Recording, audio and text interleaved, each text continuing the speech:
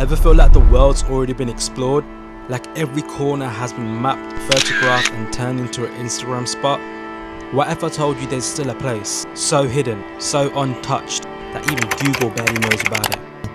So we hit the road, me and the family, winding through mountain roads, dodging potholes, landslides, sheep, peacocks, and everything in between. The views on the way, well, unreal. Deep in the Himalayas, there's this epic cave built into the mountain with massive stone steps and backdrop that looked straight out of Jurassic World. We made it just in time for sunset, rang the bell, and stepped inside a 120-meter cave. The air was getting thinner and thinner, and we were struggling to breathe as we walked up. Inside, there's this natural rock shaped like a shivling, believed to be a formation of Lord Shiva, and we paid tribute in true tradition. You'll also find this white rock, they say, resembles the Ganga River. Science says minerals and sulfur, but it still feels like magic. The priest even told us some wild stories, and yeah, there are parts of the cave no one's allowed to enter because they're believed to be a gateway to hell, with sacred stones, secret passageways and stories of gods. This is no ordinary trip. It's part adventure, part pilgrimage, and full-on cinematic. Then we head back on a pitch black dark dirt road with sheer mountain drops, and then decide to watch a Punjabi movie at the cinema. But before all of that, it all started with a solid Punjabi paronta breakfast and me casually destroying everyone in a badminton match. You know how it is. Let's go. Hello and welcome back, guys. It's a lovely morning today. Got my latest Christmas as well. We're going to be going down to another mandir. It's called the Sai Gufa Mandir. I believe about 2 hours, maybe a little bit less from where we are right now. We're going to be checking that out now, and then we're going to have a great time, so see you in a bit. So we're playing badminton. Oh, come on, yes, folks, we are at it again. So Tony and I started off, but the real challenge was with Tanisha and I. World heavyweight badminton champion. Could I beat her? I'm going to say yes. Maybe not. Good shot. Yes. Come on, people, call me Roger Federer. Wrong sport, mate. Of course, Serena had to flex her biceps. Oh, God. Jeez. Maybe I spoke too soon. I won the first round and I lost the second round. A cow? What? At this point, I didn't know if I was living on a farm or wanted some cereal. Probs the latter. Could do with some crunchy nut. It's got horns, you know, it'll charge for you. Poor girl wants to play with us. I feel like the cow is attempting the moonwalk. MJ will be well impressed. Okay, enough is enough. If you're still watching, well, it looks like you love the sound of my voice. So let's begin the journey. At this point, I must have been thinking of something serious, right? Can SpongeBob breathe underwater? Here I go! Hey, this isn't so bad! Views upon views upon views. I sound like a parrot. We travelled up very narrow paths. These only got worse and led to high steep dirt roads, and the quality of the roads only decreased more and more. At this point, all I could think of was, why am I sitting on the side where if I open the door, it will be a straight drop, no escape plan. But it must be God's plan, right? God's plan. God's plan. We're about 10 to 15 minutes away from it now. As scared as we looked, okay, I looked. We powered through with the excitement to see one of the most remote yet exciting locations in India, the Dali Shiv Gufa. The literal translation of Gufa is cave. So yes, today I will be your caveman. As if we weren't lucky enough to have safely survived further the trip, we see a wild peacock flying across the path. What a sight to behold. After looking at the peacock and with my mouth-watering imagination running wild for its cousins at KFC, we proceeded with our journey. The roads got narrower and narrower, and at this point we were off-road. When I say breathtaking, I mean breathtaking. Wrong kind of breathtaking, but yeah, also very breathtaking. Seeing beautiful traditional women lifting heavier than Schwarzenegger en route was a sight to behold. Moon out, and then across the mountain we saw our first glimpse of the darling Shiv Gufa. Did I say darling? I meant to say Dali Shiv Gufa, forgive me. Not. We are moments away from it now. There it was, nestled within the mountain. The excitement just got real. There it is. Not a human sound in sight, and what a view. So we have finally arrived at Shiv Gufa. As you guys can see, it's so scenic. The route was, the sun is about to set as well, so it's perfect timing. So there was a section of it that was extremely dangerous. We assumed that the road had broken off, so we were going to head back. I think the road had previously broken, but they were trying to fix it, hence why it was a mess. But nevertheless, we have arrived now. This is a location that not many people know, and not many tourists go here.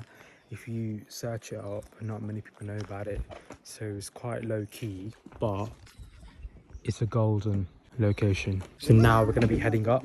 I believe it's around 120 steps up, so it's not a lot, but they're quite steep, so we will be doing that now. But honestly, the views are unreal. Considering there are giant steps, I realized my explanation earlier was very modest. The steps are actually very steep. I took a moment to take in the serenity and beauty. It's just a few more steps and then we're very close. This is quite a remote location. I think it's just us here. No. I could hear something in the background. I don't know what it is. And no, I'm not referring to the baby crane. I can hear wildlife very close to us. There's everyone. We finally arrived at the end of the steps, and above us were multicolored flags, like some kind of award, making us feel like we won the marathon. There's mum in a lovely dress. You can't get enough of the views. It's just us here as well. It's so remote. And as I mentioned previously, there's not many people that come here. It's not the usual tourist trap. If you know about the place, then you know about it. Otherwise, it's not advertised on tourist brochures like everything else is nowadays. So the Gufa, which means cave. So we're going to walk through the cave. I'm wearing white. It's not the best thing in the world.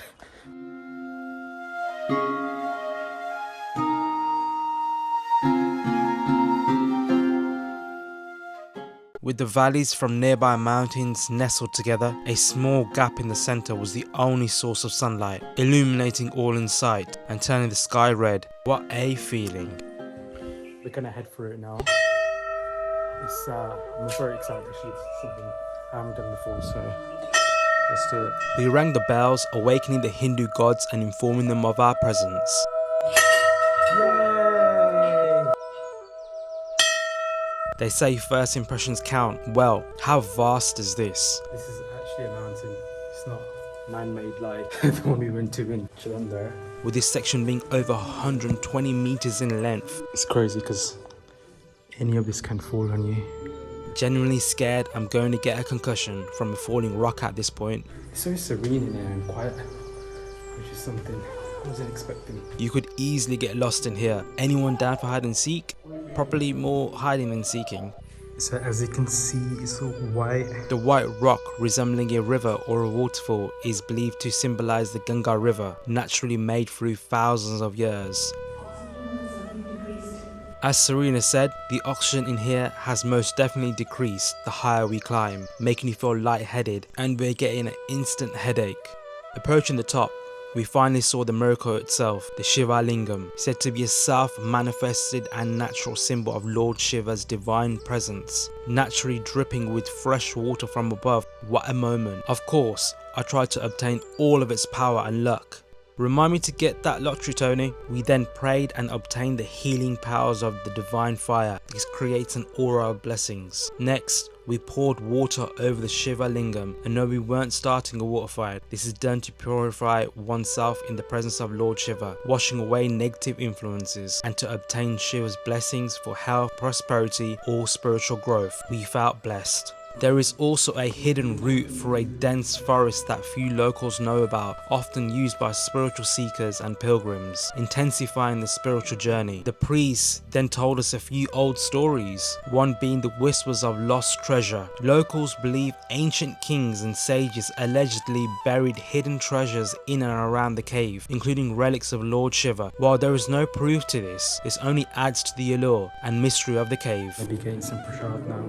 As you know, it's an offering that they provide. I then got prasad from the priest, a form of blessing from the deity. He then went on to tell me the cave often changes size depending on the person entering. He said that it shrinks or expands based on the spiritual energy of the person. Well, looks like I must be very spiritual because this place is huge. That's what she said. Okay, let's get back to it. So that's the prasad. I'm going to put this one out now. Hindus also believe the stone formation resembles Ganpati. For those who don't know, a Ganpati is the shape of an elephant, so it does have that feel if you look at it properly. Thank you. We are heading back down now. There are other mysteries surrounding this cave. Some sections of the cave are blocked off as Hindus believe is an entrance to hell. During the months of Mahashivaratri, the night when Lord Shiva is worshipped, a mysterious fragrance fills the air and the rock glows under the moonlight. And then the vanishing footprints. Large strange footprints mysteriously appear and disappear, adding to the site's mystical appeal. While these secrets aren't proven facts, they contribute to the enigmatic charm that makes the cave a compelling destination for those seeking both spiritual peace and adventure. And we're walking back down now. You can see Tony in the background with his lovely outfit. It's very quiet here, to the point where it feels like you should be whispering rather than talking out loud. The oxygen levels are getting a bit better now. Right at the top, inside, you could feel it instantly. So I suppose you need to acclimatise. Not that we're that far up in the cave, but I think we've driven very far up. And on top of that, because this is the only access down this little pathway. I then did the bell 1,000 times.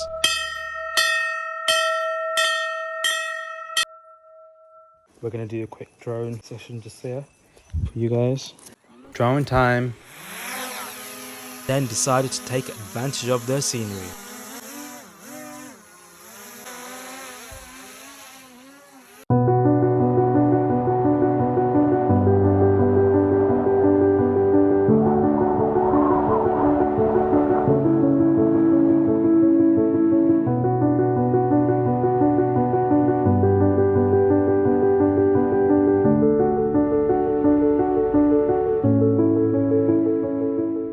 We're now walking down. I had to just run with this because it's getting extremely dark. As you can see, driving on those roads is going to be extremely difficult and dangerous. So we're going to give that a go. So if this video is uploaded, I made it back on time and safe and alive. Okay, let's go. What? They've left us. Yes, we were scared, but we drove down this scary terrain with the strength of Lord Shiva alongside us. We have just arrived back now into Glasgow home. We've got to change our plans. We're thinking we might watch a movie. So it's my first time watching a movie in an Indian cinema. We're going to see how that goes. We're going to be watching a Punjabi movie, so we're quite excited. The day's gone great so far. Hopefully the seating and everything's perfect. We are running a little bit late because we've got a few more people coming, so what we're going to try to do is change the time if that's possible, because most likely it's just going to be a cinema. दो दो तीन तीन चार चार नाले वे होता है भावे तेनू सारा पता है जनानी अपने sir We are out, tired.